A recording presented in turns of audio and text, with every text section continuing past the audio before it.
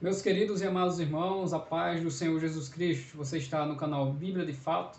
Para nós é sempre um prazer você estar conosco estudando a palavra do Senhor nosso Deus. Nesse vídeo nós iremos analisar algumas verdades do texto de João capítulo 11, da ressurreição do irmão de Marta e Maria, amigo de Jesus, Lázaro. E entre essas verdades, aquela que diz por que Jesus Cristo orou diante do túmulo de Lázaro para ressuscitá-lo. Jesus Cristo precisava orar? Por que Jesus Cristo orava? Porque Jesus não curou Lázaro sabendo que o amava e que até diante do túmulo chorou? Por que Jesus chorou diante do túmulo? Apenas pela morte de Lázaro ou tinha mais algum motivo?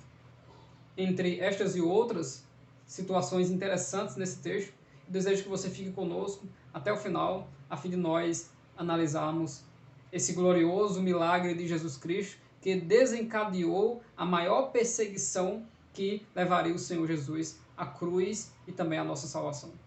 Marta, Maria e Lázaro eram três irmãos que moravam em uma aldeia do outro lado do Monte das Oliveiras, chamada de Betânia, a quase 3 quilômetros de distância da cidade de Jerusalém.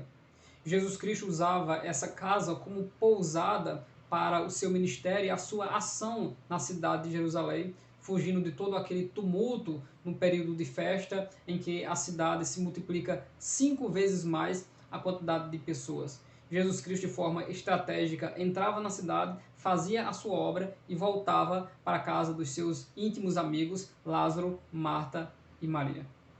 Jesus Cristo havia se retirado da Judéia porque a perseguição contra ele estava se intensificando.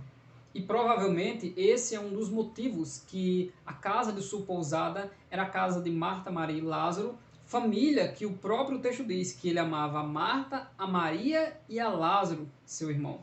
Então era um local receptivo ao Senhor e que ele amava ficar naquele local.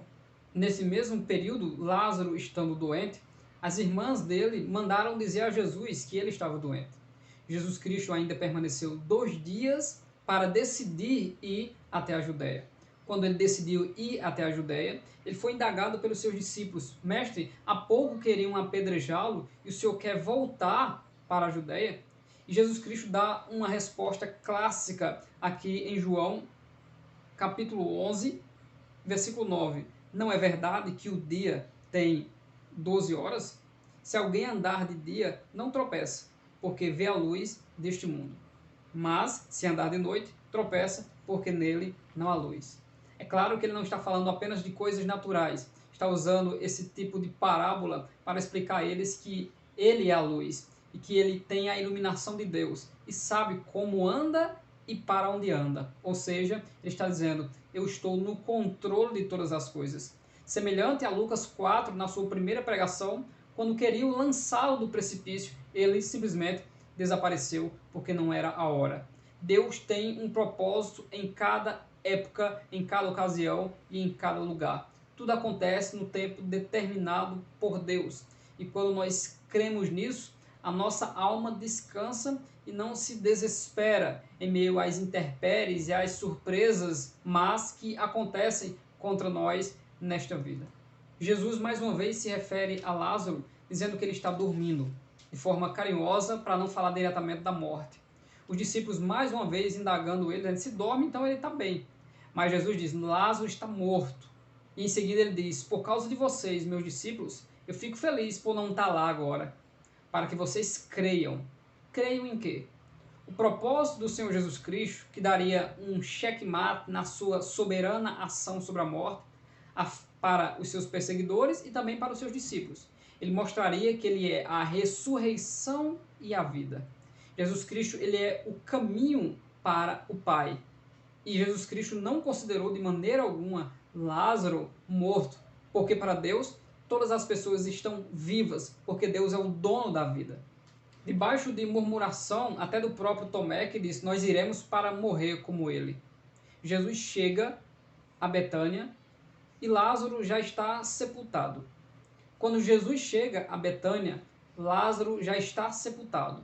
Porém, esse tempo de Jesus Cristo é o tempo em que a sua glória há de se manifestar. e irá impactar a família, os saduceus e fariseus perseguidores e também os seus discípulos. Pelo fato de Betânia ser muito próxima a Jerusalém, o texto diz que alguns judeus vieram consolar Marta e Maria. Quando Marta soube que Jesus estava se aproximando, ela se adiantou e foi até o mestre. Parece que eu estou vendo João 21. Debaixo da ordem de Jesus Cristo, os apóstolos deveriam esperar Jesus na praia. Mas Pedro, não esperando o tempo de Jesus, mas fazendo o seu próprio tempo, sai para o mar e não apanha nada, e quando chegam, Jesus já está com tudo pronto. Semelhante a Marta. Marta é símbolo de ansiedade nesse texto. Marta é símbolo daqueles que querem agradar Jesus Cristo pela sua própria força e não por contemplar a sua revelação e não se assentar para ouvir a sua doutrina e o que ele tem para nós. Marta é símbolo daqueles que correm atrás do prejuízo e que não recebem conselhos antes de agir.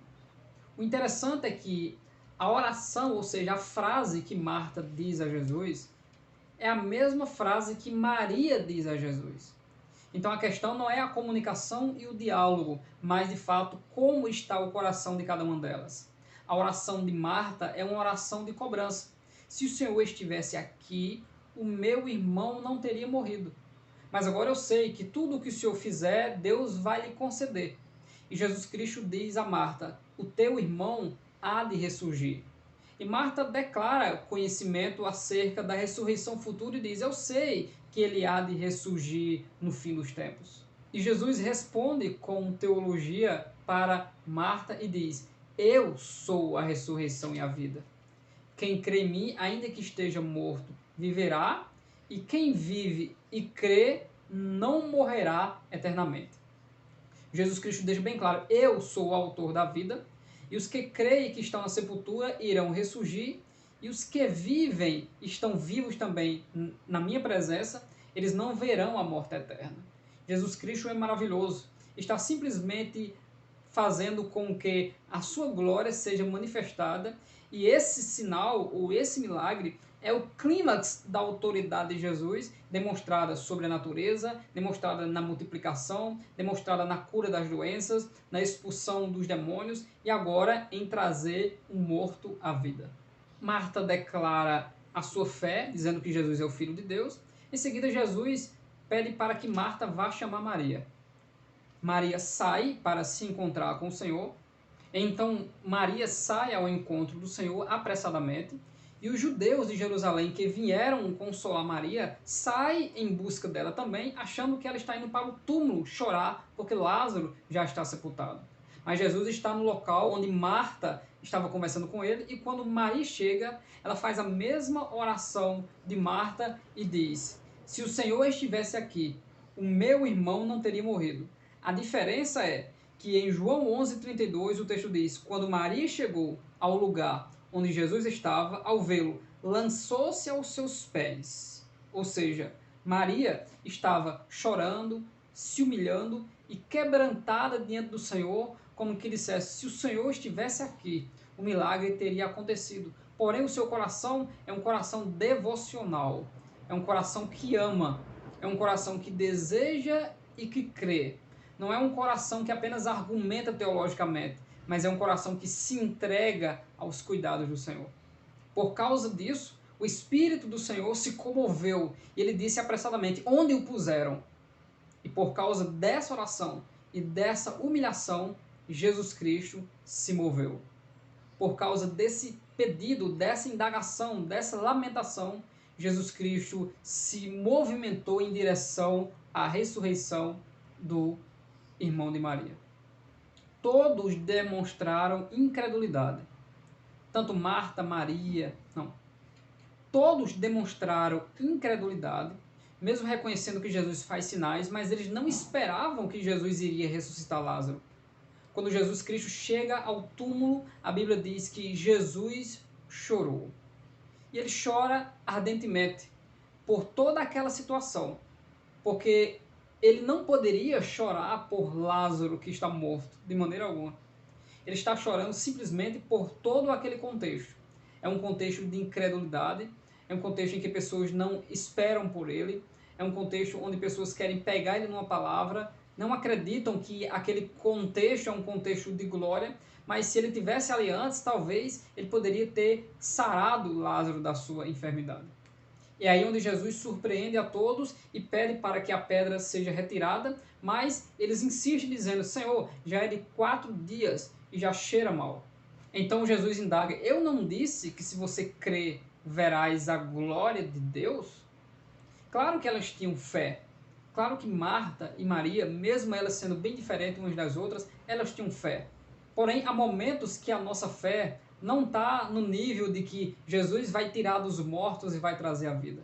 Mas Jesus faz muito mais abundantemente do que aquilo que pedimos ou pensamos. Tanto ele salva o gentil como salva o judeu. E ele ressuscita e traz a vida a quem ele quer, porque ele é o dono da vida. Então a cena é esta: Jesus diante do túmulo, fariseus, judeus de Jerusalém, Marta e Maria nessa expectativa e todos dizendo, mas ele já cheira mal, mas tiraram a pedra. E quando tiraram a pedra, Jesus Cristo fez esta seguinte oração: Pai, eu sei que sempre me ouves, mas eu digo isso para que eles creiam que tu me enviaste. Todas as ações do Senhor Jesus Cristo é para revelar qual a sua obra. E a obra de Jesus Cristo, segundo João capítulo 17, é mostrar para todos os que o ouvem que ele foi enviado do Pai, de Yahvé, de Jeová, para realizar a obra da salvação. É por isso que ele diz, Pai, eu estou orando, eu sei que o Senhor me ouve. Ou seja, eu sei que eu vou ressuscitar ele. Mas eu estou falando com o Senhor para que eles creiam que tu me enviaste. Ou seja, que este milagre é feito em teu nome, para que eles creiam que eu vim de ti e que eu saí de ti. E esse também era o objetivo e o propósito em que Jesus chorava. Jesus chorava por causa da incredulidade deles. Tanto que a ação de Jesus foi orar. Orar para que eles creiam que Jesus Cristo foi enviado do Pai. Porque, sendo ele mesmo Pai, ele apenas precisaria dizer, Lázaro, sai para fora. Mas depois desta oração, ele agora fala, Lázaro gritando, sai para fora. E o texto diz que aquele que estava morto saiu. Aquele que era defunto saiu. Estando amarrado com todas aquelas faixas, Jesus disse, desligai-o dessas faixas e deixai-o ir. A libertação de Jesus, a ressurreição, a obra de Jesus Cristo é integral para libertar o homem. O sinergismo que o coração do Senhor deseja é que haja fé e que haja ação diante das ordens do Senhor, aí o milagre acontece.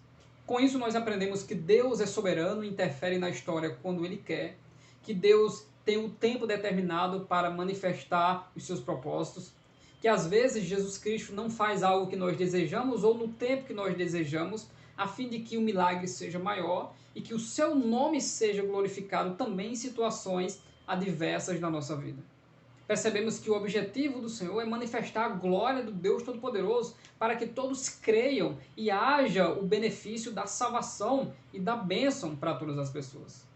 Por causa desse grande sinal, desencadeou uma grande perseguição que culminaria na morte do Senhor. Até Caifás profetizou que era necessário um homem morrer pela nação ou morrer pelo povo. E esse era o propósito de Jesus Cristo. O milagre da ressurreição de Lázaro fez com que eles desejassem não matar apenas Jesus, mas até o próprio Lázaro. O objetivo daqueles que estão na carne, daqueles que desobedecem a Deus, é tentar apagar a glória de Deus, ofuscar a glória da igreja, o trabalhar do Espírito Santo. Mas ninguém pode parar o agir de Deus. Ele vai em direção às perseguições, ele vai em direção aos grandes centros, porque o objetivo do Senhor é trazer luz onde há trevas. O meu desejo é que esta palavra tenha chegado ao seu coração e que você permaneça crendo que o Senhor Jesus Cristo continua trabalhando por nós. Esse estudo também está sendo ministrado no primeiro trimestre da Escola Bíblica Dominical de 2022, Jesus, o Filho de Deus, mostrando os sinais e o ensino de Jesus Cristo no Evangelho de João. Na lição de número 11, o 7º sinal, Jesus ressuscita Lázaro. E o meu desejo é que o Senhor Deus Todo-Poderoso continue ressuscitando os seus sonhos, ressuscitando e dando vida e libertando toda a sua família, porque nós temos um lugar de glória e de morada e a qualquer momento se revelará pelo arrebatamento da igreja. Continue inscrito no nosso canal, deixe o seu comentário aí, não se esqueça de compartilhar e que Deus abençoe grandemente sua vida em nome de Jesus.